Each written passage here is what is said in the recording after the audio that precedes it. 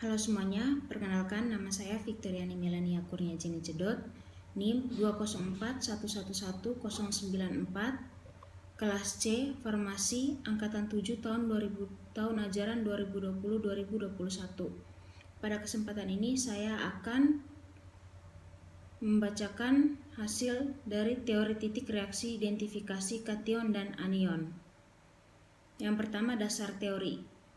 Dua langkah utama dalam analisis adalah identifikasi dan estimasi komponen-komponen suatu senyawa. Langkah identifikasi dikenal sebagai analisis kualitatif, sedangkan langkah estimasinya adalah langkah kuantitatif. Analisis kualitatif dapat dikatakan lebih sederhana, sedangkan analisis kuantitatif agak lebih rumit.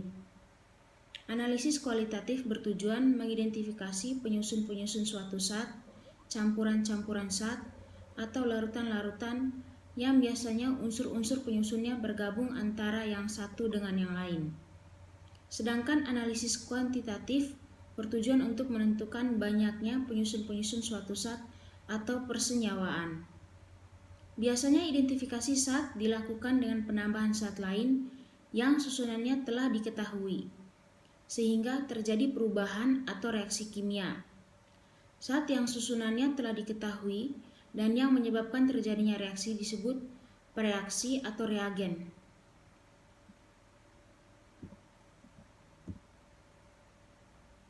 Untuk mempermudah dalam sebuah reaksi identifikasi kation anion, maka digunakan metode analis kualitatif sistematik. Metode ini merupakan pengklasifikasian kation-kation ke dalam 5 golongan. Golongan pertama, kation golongan ini membentuk endapan-endapan dengan asam klorida encer.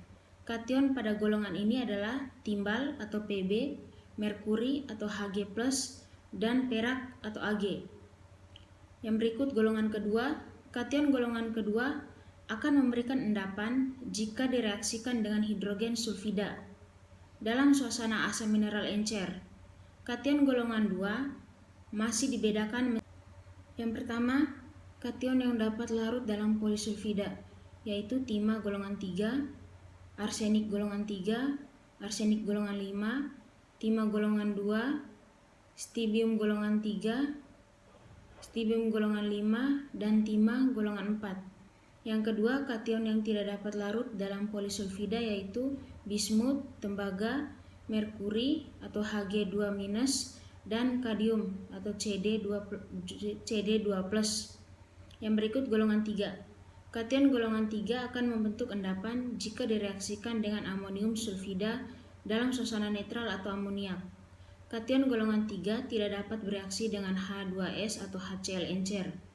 Kation golongan 3 adalah kobalt golongan 2, nikel golongan 2, besi golongan 2, kromium golongan 3, aluminium, seng, dan mangan.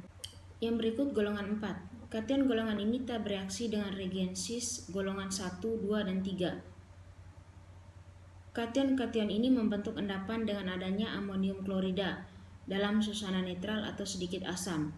Kation-kation golongan ini adalah kalsium, strontium, dan barium. Yang berikut golongan 5. Kation golongan 5 tidak bereaksi dengan reagen golongan 1, 2, 3, dan 4. Kation yang termasuk dalam golongan ini adalah magnesium, natrium, kalium, litium, dan hidrogen. Yang berikut alat dan bahan. Yang pertama, alat, pipet, tabung reaksi, rak, gelas beker, penjepit, pemanas spiritus. Bahan yang pertama, merkuri atau Hg2+. Jika ion Hg2+ direaksikan dengan larutan Na2S, akan terbentuk endapan putih yang kemudian berubah menjadi kuning, lalu coklat, dan akhirnya hitam. Dari hasil percobaan didapati endapan putih yang berubah menjadi kuning. Reaksi yang terjadi adalah HgCl2 ditambah Na2S menjadi HgS ditambah 2NaCl. Jika ion Hg2+ direaksikan dengan larutan NaOH, akan terbentuk endapan kuning HgOH2. Dari hasil percobaan didapati endapan kuning orange.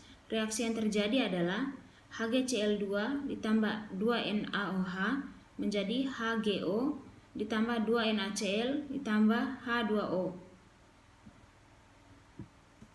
Yang berikut sulfat atau SO4 pangkat 2-. Jika ion SO4 pangkat 2- direaksikan dengan larutan BaCl2, akan terbentuk endapan putih BaSO4. Dari hasil percobaan didapati endapan putih. Reaksinya SO4 pangkat 2- ditambah Ba2+ menjadi BaSO4. Terima kasih.